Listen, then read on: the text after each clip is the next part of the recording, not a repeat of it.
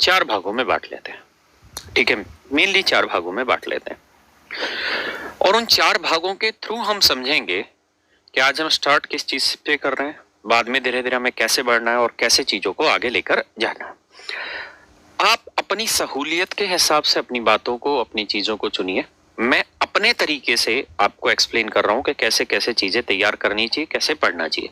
तो सबसे पहला तरीका है कि आप बेसिक चीजों को जान लें, उनके कॉन्सेप्ट को जान लें, मतलब एक एक बात को तरीके से समझ लें। जब तक हम किसी चीज को समझेंगे नहीं, उस पे हम रेस्पॉन्ड नहीं कर पाएंगे जब तक हम उस पे ज्ञान के स्तर पर अपनी पहुंच ना बना लें। तो बड़ा जरूरी है हमारे लिए, आप सबके लिए, कि कोई भी चीज हम पढ़ने लग रहे हैं, जैसे अगर हम प्रॉफिट एंड लॉस पढ़ने जा रहे हैं तो प्रॉफिट एंड लॉस के सारे बेसिक्स हम जान लें, सारे कॉन्सेप्ट हम जान लें, तभी हम उसके बारे में आगे कुछ कर पाएंगे। और मेरे प्यारे बच्चों, किसी भी चैप्टर पे ये सबसे महत्वपूर्ण हिस्सा होता है। यानी एग्जाम में कामयाबी के लिए 80% ये वाला हिस्सा जरूरी है कामयाबी के लिए। यानी ये जरूरी है कि आप इसे 100% तैयार करेंगे तो आपकी सफलता 80% निश्चित होती है। ठीक है जी, यानी इस कॉन्सेप्ट वाले पार्ट को आप 100% तैयार करें। जो क्लास में पढ़ाया जा रहा है उतनी बातों को तैयार करेंगे तो 80% आपकी सफलता निश्चित हो जाती है यहां से कि आप सफल होंगे ही होंगे। मेरे प्यारे बच्चों, ये जो पोर्शन होता है ये थोड़ा सा टाइम टेकन होता है, टाइम टेकन प्रोसेस रहता है। बहुत ज्यादा नहीं, बहुत कम ही प्रैक्टिस की डिमांड करता है, लेकिन करता है कि कॉन्सेप्ट की आप प्रैक्टिस कर लें। यानी टाइम टेकन ज्यादा होता है लेकिन प्रैक्टिस की डिमांड रहती है कि आप कम करें लेकिन कर लें प्रैक्टिस। जो चीजें क्लास में आपको सिखाई जा रही हैं आप उसको घर पे पढ़ लें। दूसरा जो पार्ट आता है मेरे बच्चों, वो आता है क्या, कि हम कॉन्सेप्चुअली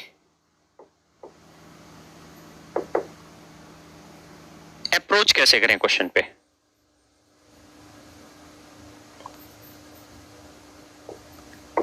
कॉन्सेप्चुअली का मतलब है कि जो कॉन्सेप्ट है उस चीज के ऊपर, उस कॉन्सेप्ट की अप्रोच कैसे बनाए उस सवाल के ऊपर।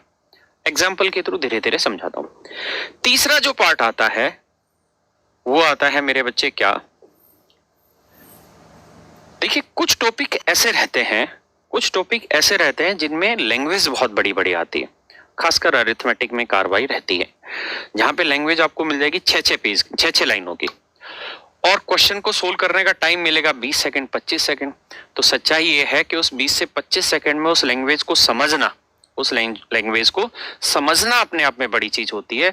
क्योंकि अगर भाषा के स्तर पर आप उस चीज को समझ गए, फिर उस सवाल में ऐसा कुछ है ही नहीं जो आप नहीं कर पाए। क्योंकि कैलकुलेशन हर किसी की तैयार होती है, छोटी छोटी कैलकुलेशन होती है, वो सबको आती है। एसएससी जैसे एग्जाम या बाकी बैंक को छोड़ के बाकी कोई भी अगर आप एग्जाम उठा के देखेंगे तो वहां पर कैलकुलेशन का रोल बिल्कुल भी नहीं होता। ना के बराबर कहा जाए तो भी बुरा नहीं है कैलकुलेशन के रोल से। तो मेरी बात, इस बात को ध्यान से समझिए कि जरूरी ये है कि जो आप पढ़ने जा रहे हैं उसकी कॉन्सेप्ट आपके बहुत बढ़िया से तैयार हो, फिर आप कॉन्सेप्चुअल अप्रोच तैयार करें। उसके बाद मेरे बच्चे आप कॉन्सेप्चुअल लैंग्वेज वाइज अप्रोच तैयार करिए।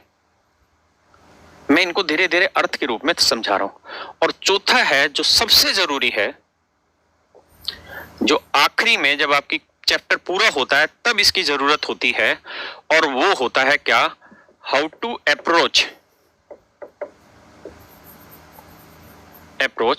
every question without doing it in detail। यानी क्वेश्चन को बिना डिटेल में सोल्व किए कैसे उस पर अप्रोच करें, ये बड़ी